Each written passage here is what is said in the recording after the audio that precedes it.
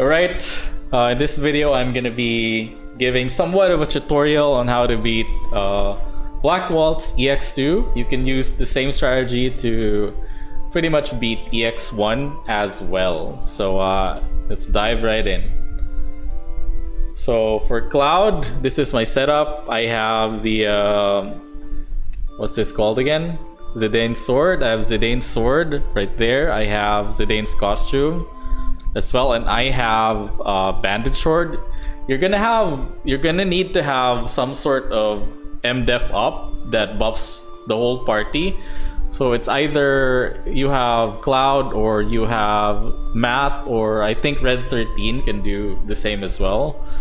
And then I have Cross Slash for my limit break.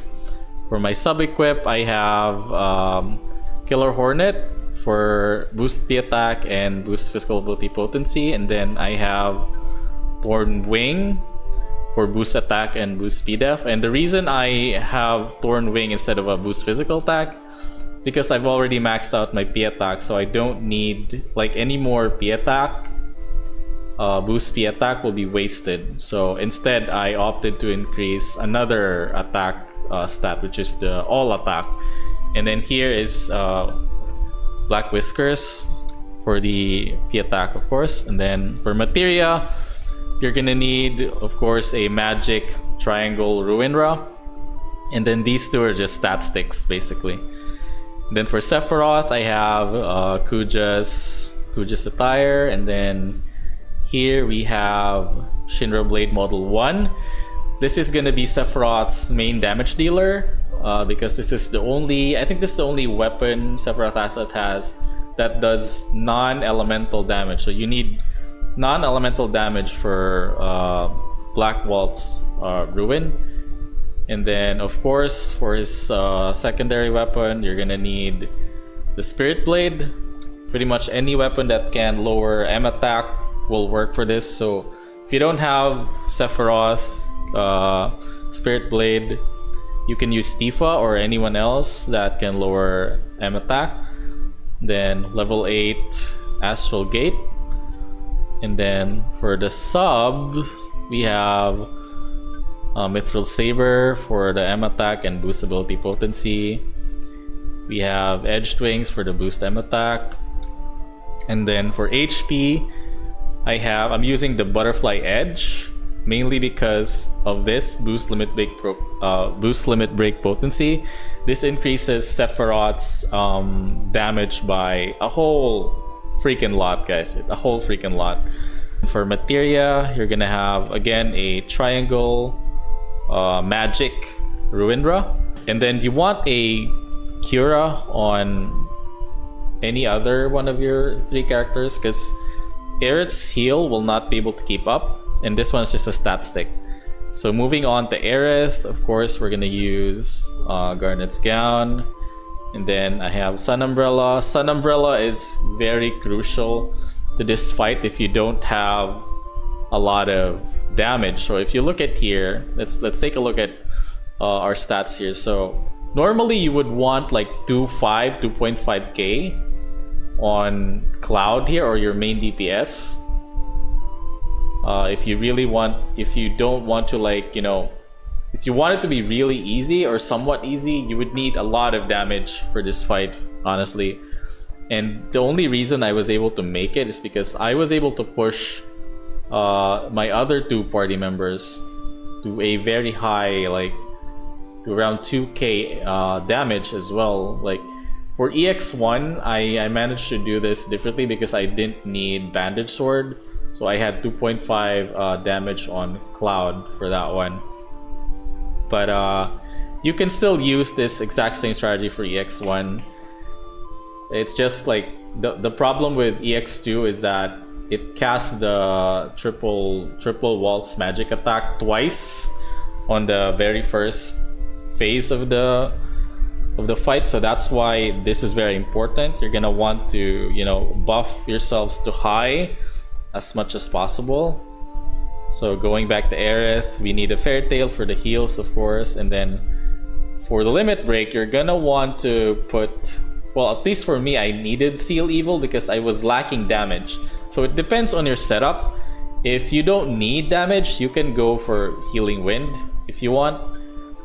But if you lack damage, you're gonna wanna put as much damage as possible. So for Materia, you're gonna want the Defaith, you're gonna wanna help Sephiroth remove the M attack buff. And then Ruinra again, Triangle, and then Stat Stick. For this one, I focused on Heal. And then for the sub-equips, you're gonna want anything that gives you heal. So for in my case, it's the Chocobo Staff. And then you're gonna want HP. In my case, it's the Beach Parasol. It could be Beach Parasol or anything else, like Thousand Waves. It doesn't matter. As long as it gives you HP. And then another HP. And the reason I chose Power Soul is because it has a boost magic ability potency. So if you look at the stats again, you're going to want to have at least 6.3k HP on all of your characters and around 2k damage. I recommend 2.5k damage if you can do it, but I used some tricks in my run to actually defeat him. If I didn't do, you'll see later in the actual fight what I did. It's a pretty common trick, so it's not something that's hard to learn. But yeah, I would recommend 2.5k if possible. And then for HP again, you want to have at least 6.3, and you want to have your healer have the highest HP, because the boss does tend to kill off the highest HP first. So at some point, Freeze Lock will pretty much insta-kill you no matter how much defense you put in. So yeah, these are my stats. My heal, you want to have at least 1.5k heal if possible. So yeah, I'm gonna show you guys how I did the fight pretty much. So yep, let's dive right in. Right, so here's the actual battle. I'm gonna be commentating over my recorded video, and I'm gonna be pausing at certain points in the fight to explain some stuff. So here we go.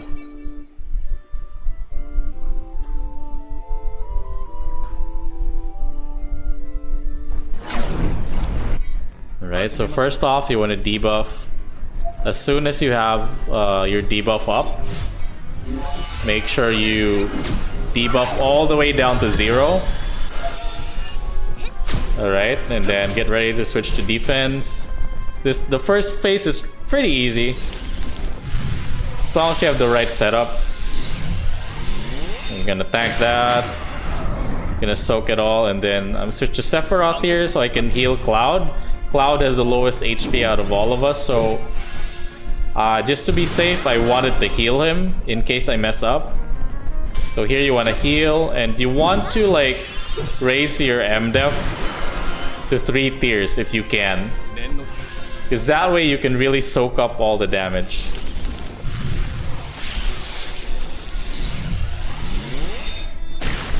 There we go, and everyone lives. So if my MDef was in 3 tiers, MDef up, we wouldn't survive there. Or like, someone would die, probably. And you don't want that happening, because there's no like raise skill in solo. So here you just proceed as normal. Try to heal up, try to remove the defense and MDef up with Sun Umbrella. So here you wanna control Sephiroth, because if you leave him alone, he's gonna spam Flare Star, and you don't really want that because it's going to remove the flying gauge on Black Waltz 3. See, I made a mistake here. You need to control Sephiroth and stop him from casting Flare Star. And the reason it's bad in my setup is because I have low DPS. You're not gonna be able to like kill everyone fast enough that, because if you like, well, let me pause here a bit. If you take out the flying very early with all three of them still alive, you're gonna have a lot of trouble. So only leave Sephiroth alone if you have a high enough DPS. If you can kill Black Waltz 1 and Black Waltz 2 like super duper fast, and it won't, and by the time like the flying gauge is out, like pretty much all of them are all Black Waltz 2, 1 and 2 are dead, that's fine. But if you're like me, I lack a lot of DPS. I really lack a lot of DPS, and I had to use like a cheesy tactic to eventually win. So let's continue. As you can see here, I'm switching back and forth between Sephiroth and Aerith so that I can have Sephiroth cast Shock Blast instead of Flare Star. There we go. So try to defend against Thundara as much as possible. All the other skills are fine. It's really just Thundara that's like kind of annoying because it hits everyone. There we go. So pretty much the same thing. Okay. See, I'm switching back and forth still. Try to get a Night Bloom in if you can. Like, the really important part in this first phase is to survive. You don't need to... The DPS race doesn't start until you deplete the flying gauge, pretty much. So here you can take your time, you can chill.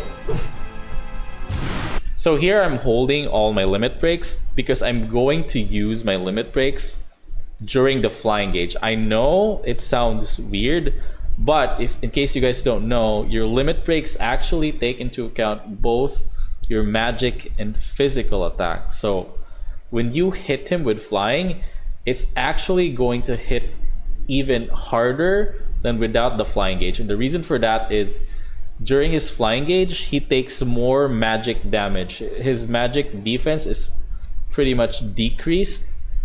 So if you can see the debuff right there on Black Waltz 3. So if you actually cast your limit break while he's flying, you're going to deal massive damage. So all right, let's take a look at that right here. All right, I didn't need to do that, but you know, it was the AI try to defend.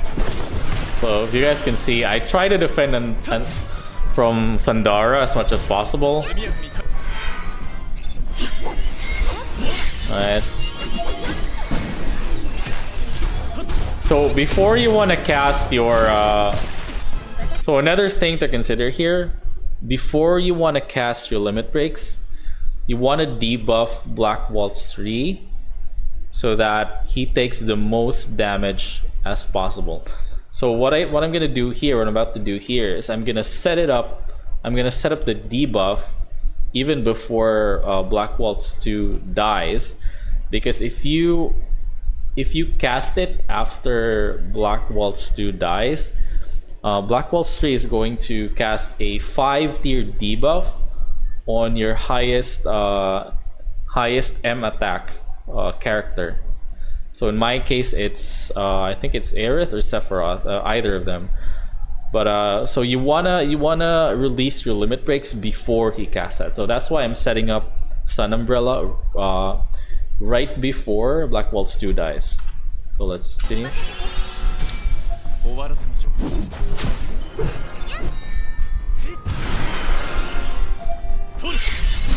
Alright, so I'm gonna switch here, about to switch here. There we go. What I'm talking about. And then try to defend. Alright, just try to kill it off. Just also, you want to keep in mind when you're switching stances, sometimes it doesn't go to the full offense buff right away. So you wanna be looking at the actual stats when you switch. So see there, it's when you switch from defense stance, it's gonna start at the partial buff, which is 25% damage. So before you launch any sort of attacks, you need to wait a bit so that you get the full 50%. So let's continue. There we go. See, that's when I launched it. So if you can see here, it's gonna deal massive damage. 32k, pretty good. This is massive for me, by the way, because if you have like better weapons, better overboosted weapons, you're gonna have way more damage than me. You can probably beat this in auto if you have better weapons, to be honest. Okay, so try to get your party up to max HP as much as possible, or just a little above 6.3k, because that's all you really need to survive strike. This is fine, this is fine. There we go. Alright. So you need to try and estimate your ATB usage, just so you have heal right after the strike hits. There we go. So you want to kind of save a little bit of ATB with Sephiroth. See, this one I just used Ruinra, so I have enough ATB to cure right after the strike. Alright. Heal. There we go. Okay, try to heal up. So here you just want to try to soak up the damage and survive as much as possible. Yeah, so you're gonna want everyone to be healed up pretty well here. So this is kind of a tricky part because he's gonna be spamming a lot of skills.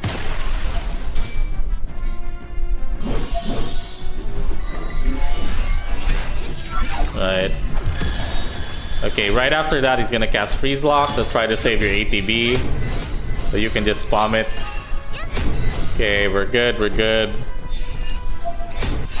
Okay, so this is, after this is the part where you're gonna use the trick that I mentioned, and that trick is actually a very well-known trick, which is the limit break delay. I know, it's well, to me at least, it kind of feels really cheesy to use because it's kind of a cheat, but not really, because it's how the game is made. So if you're unaware of the LB delay trick, so basically when the enemy is in the middle of an animation, actually if you or your enemy is in the middle of animation and then you cast your limit break, it will pretty much stop the animation.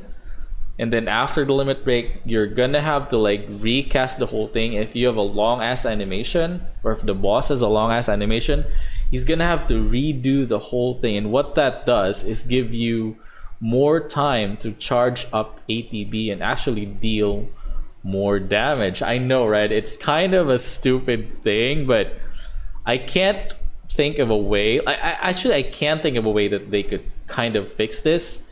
And one way is, if like someone casts a limit break, it should not like interrupt the animation of anyone at all. I think that's one way to fix it, but I mean, again, to me, this tactic is really cheesy. I try to avoid it as much as possible if I can, but here I just had to use it because I really lack DPS. Again, I would recommend at least 2.5k DPS on your main, and then at least 2k DPS on your other two characters. So alright, let's continue. So I try to heal up here as much as possible. So you're gonna see me doing it here. You're gonna see me start doing the LB delay here. So watch this. See, I'm gonna cast it. There we go. Delay.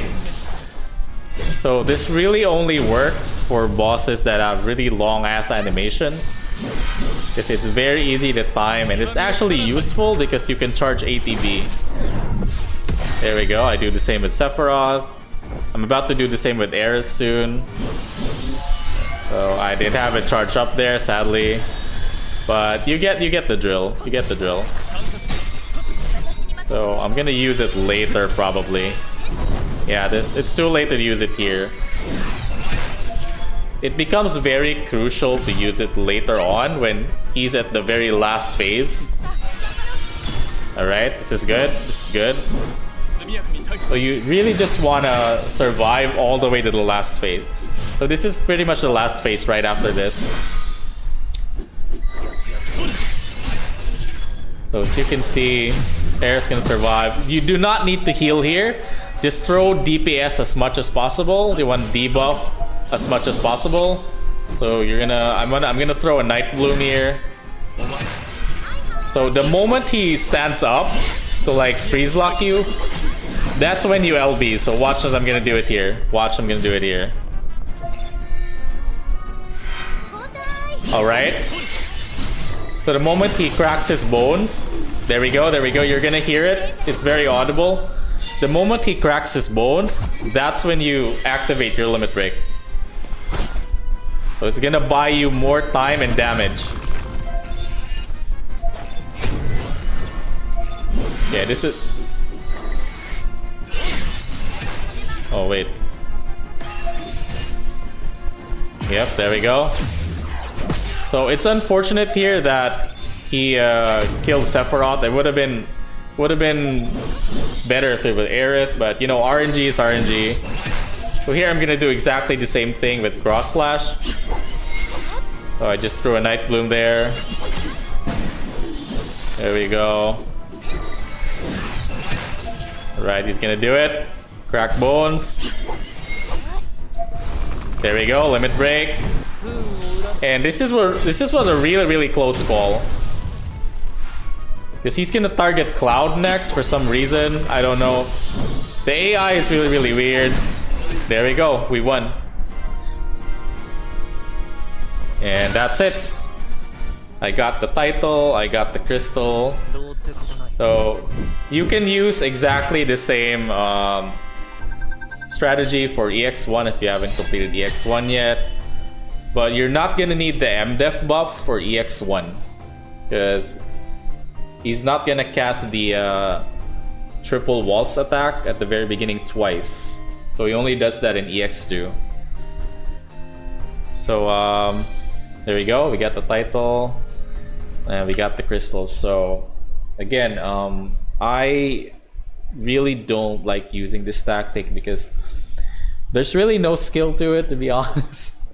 Like it's exploiting a mechanic that, you know, I think this was an oversight, to be honest, if you ask me. But I guess it helped me win. I mean, in a way, I'm kind of a hypocrite that way. But yeah, I wanted the title. I wanted the Twin Crystals. And the real reason I really wanted this is because for the first time, I actually spent money on pulls for this game. Because I really wanted Sephiroth's, like the Kuja Spirit Blade, the weapon, and the costume. So yeah, that's it for the video. Thanks for watching and hope you enjoy. Don't forget to like, share, subscribe. I will see you in the next video. Bye bye. Otsukuro!